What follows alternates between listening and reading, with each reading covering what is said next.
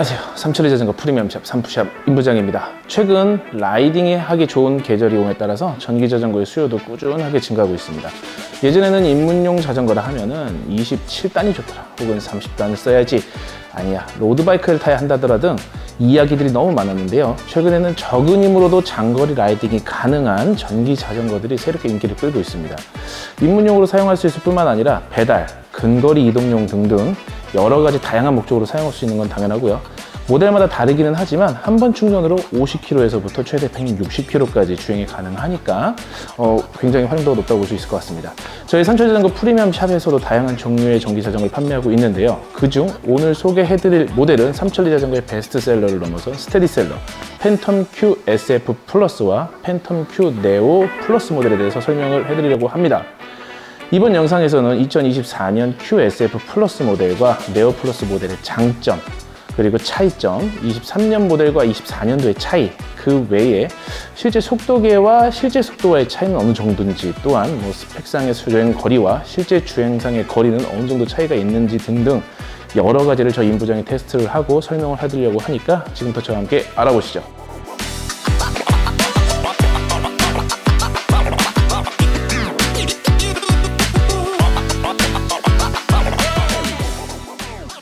우선 팬텀 Q SF 플러스와 팬텀 Q 네오 플러스 모델에 대해서 간단하게 설명을 드리도록 하겠습니다.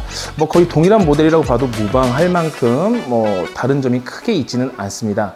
두 모델은 동일한 모터의 성능, 배터리의 용량, 편의 사항까지 이 두 모델은 단지 디자인을 제외하고는 크게 없다고 보셔도 무방할 것 같습니다. 첫 번째는 헤드라이트입니다. QSF 플러스 모델은 프레임 내장형 LED 헤드라이트를 사용을 하고 있는 반면 Q 네오 플러스 모델은 외장형 LED 헤드라이트를 사용을 하고 있습니다. 해당 부분은 기능에는 큰 차이는 없지만 디자인적인 면을 선호하신다면 QSF 플러스가 좋고요. 각도 조절이 되는 기능적인 부분을 고려하신다면 네오 플러스가 좋을 듯 합니다.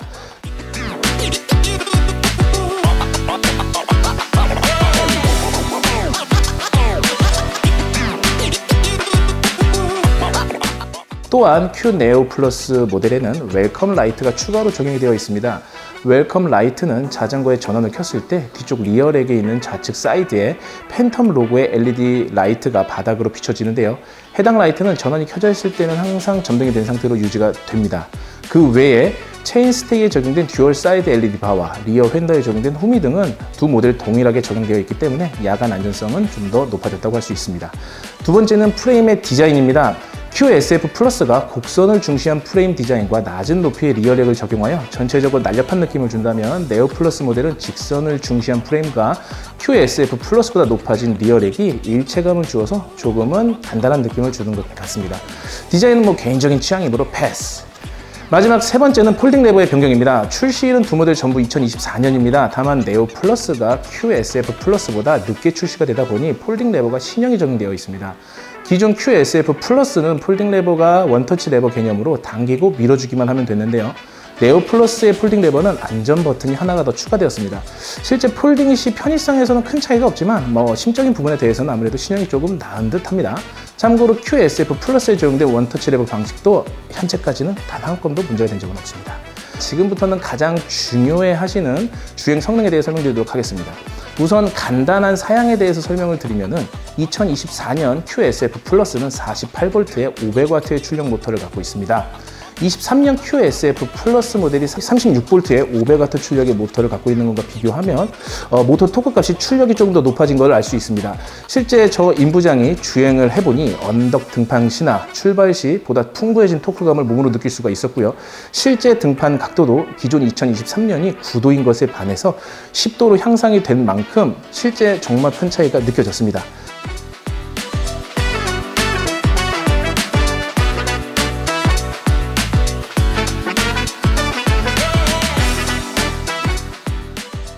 다음으로는 등판 각도입니다. 해당 모델의 등판 각도는 10도 정도입니다.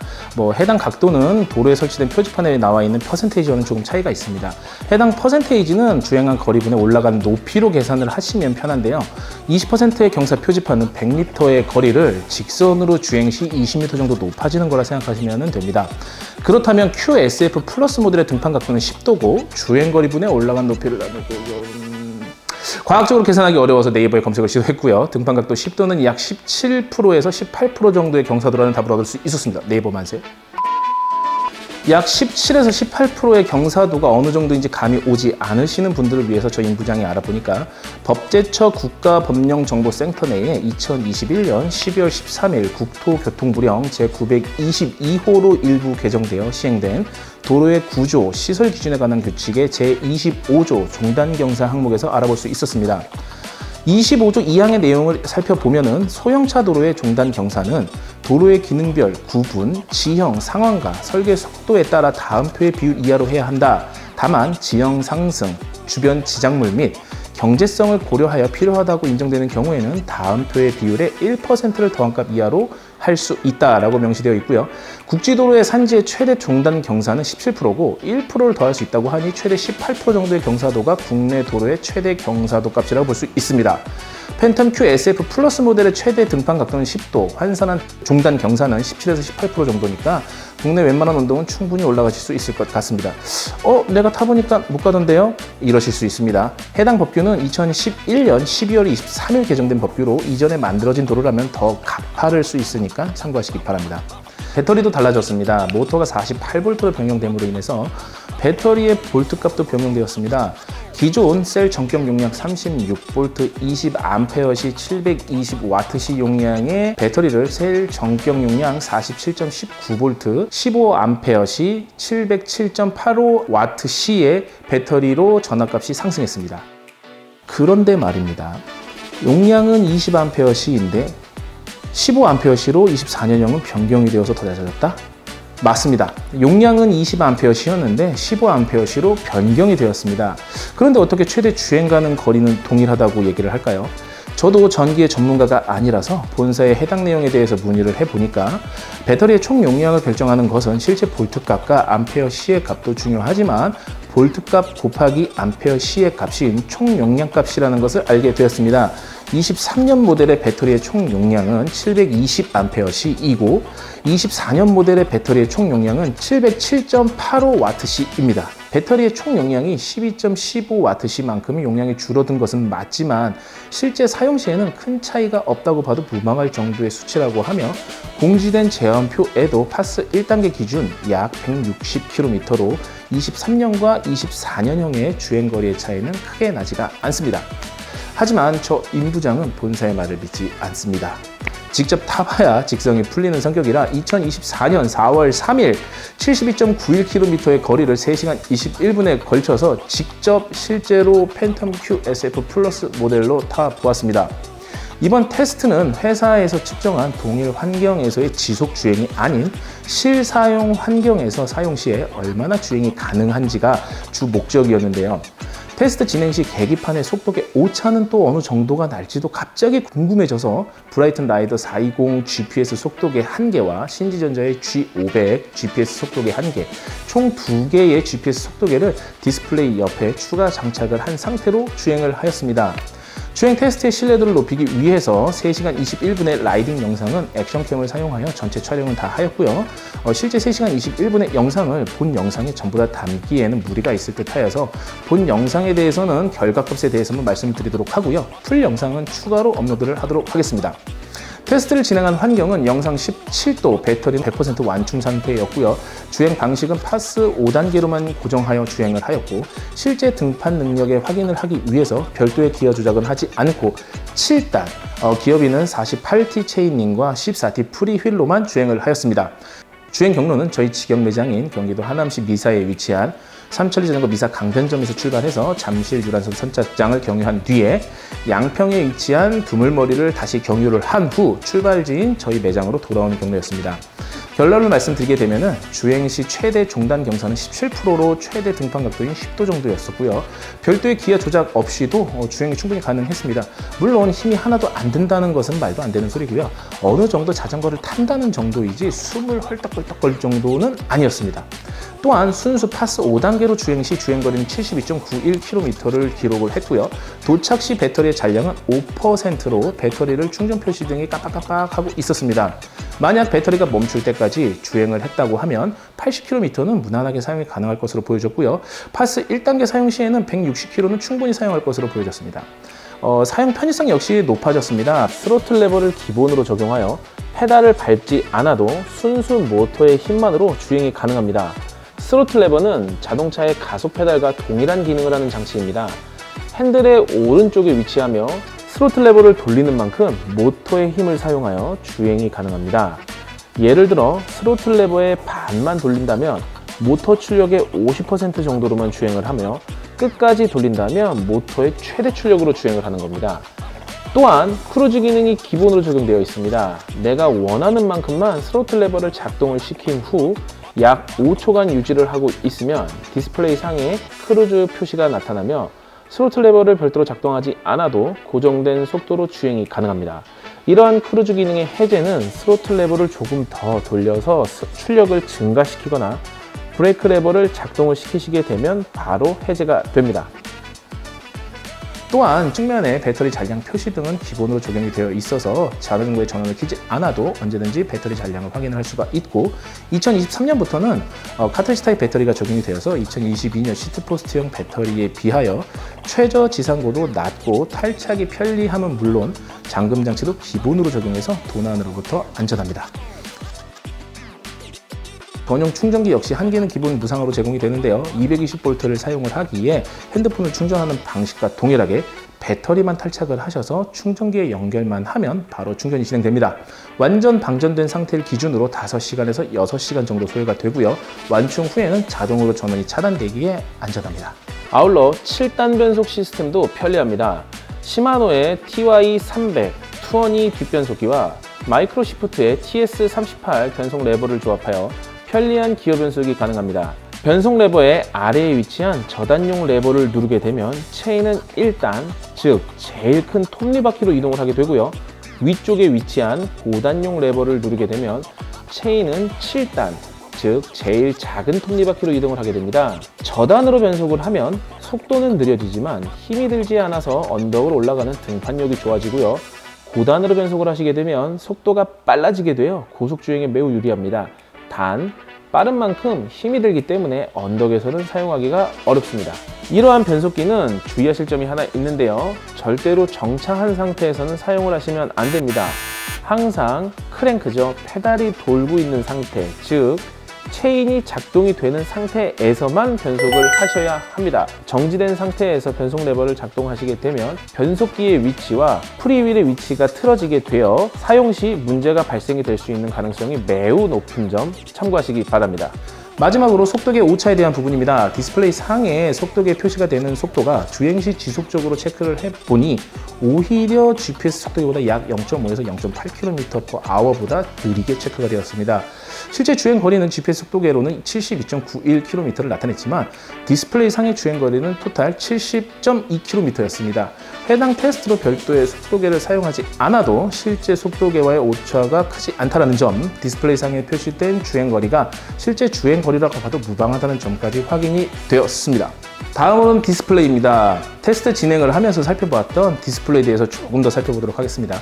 24년 팬텀 Q SF 플러스 모델은 23년 모델에 비해서 디스플레이에도 대대적인 변경이 이루어졌습니다.